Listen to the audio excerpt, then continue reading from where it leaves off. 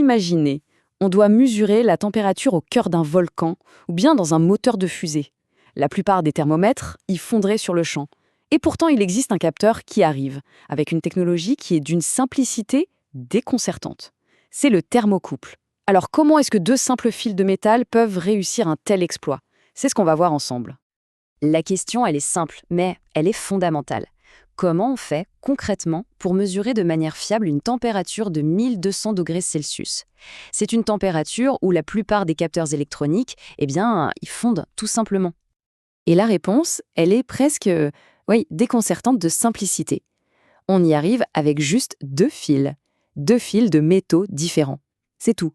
C'est tout ce qu'il faut pour aller sonder le cœur d'un four industriel en fusion. Bon, alors, entrons un peu dans la physique. La petite magie qui se cache derrière ces deux fils, ça s'appelle l'effet Seebeck. Et c'est cette idée assez fascinante qu'une tension électrique peut naître directement d'une différence de chaleur. Attention, parce que c'est là qu'est toute l'astuce. Un thermocouple, en réalité, ça ne mesure pas la température comme un thermomètre classique. Non, ça génère une tension.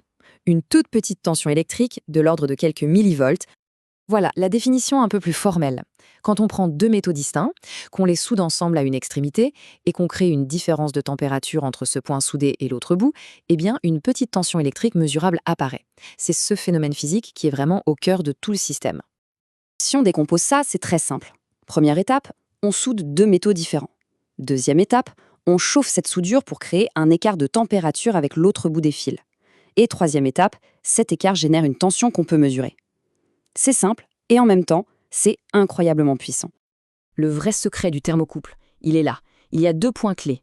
La jonction chaude, c'est la partie qui plonge dans le feu, et la jonction froide, qui reste à température ambiante, là où on branche l'appareil de mesure. Et la tension qu'on mesure, ce n'est pas la température du four, c'est la différence de température entre ces deux points.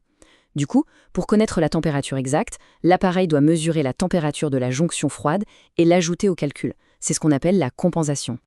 Il faut bien comprendre qu'il n'y a pas un seul thermocouple. En fait, c'est toute une famille de capteurs. C'est un peu comme une boîte à outils. Chaque type est spécialisé pour une tâche, une plage de température et un environnement bien précis. Alors, regardons les plus courants.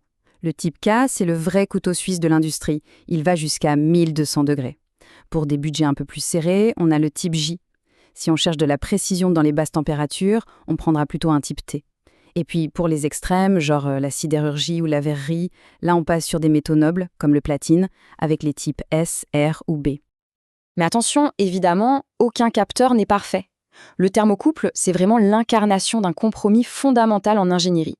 Le choix entre une robustesse à toute épreuve et une précision d'horloger. D'abord, ses points forts. La plage de température qu'il peut mesurer est immense. Il est ultra résistant mécaniquement, il encaisse les chocs, les vibrations sans broncher. Sa réponse est quasi immédiate. Il ne coûte pas cher et surtout, il survit dans des environnements chimiques ou corrosifs où n'importe quel autre capteur serait détruit en quelques minutes. Mais bien sûr, il y a le revers de la médaille. Côté faiblesse, sa précision est limitée. On est souvent à plus ou moins 1 ou 2 degrés d'erreur. Il est aussi très sensible aux parasites électriques, ce qui peut rendre le signal un peu bruyant. Avec le temps, sa mesure peut dériver et perdre en justesse. Et puis, comme on l'a vu, il a besoin de cette fameuse compensation de soudure froide pour être fiable. En fait, il y a une phrase qui résume parfaitement ce dilemme. Si on a besoin d'une mesure hyper stable et précise au dixième de degré près, on choisit un autre type de capteur, comme le PT100. Mais si on doit mesurer la température au cœur de l'enfer, alors là, il n'y a que le thermocouple qui puisse tenir le choc. Alors justement, où est-ce qu'on les utilise, ces capteurs? Ils sont absolument partout dans l'industrie lourde. Souvent invisibles, mais complètement essentiels. Ce sont un peu les héros méconnus des processus à haute température. On les trouve bien sûr dans les fours industriels, les chaudières, en métallurgie pour contrôler la température de fusion des métaux, dans l'industrie du verre, de la céramique. Ils sont aussi indispensables pour surveiller la température dans les turbines d'avion ou les gaz d'échappement des moteurs, et même en laboratoire, quand on a besoin d'une mesure très très rapide. Donc le point vraiment crucial à retenir, c'est ça. La force du thermocouple, c'est sa capacité à endurer, à résister aux pires conditions possibles. On ne le choisit jamais pour sa précision, mais toujours pour sa robustesse.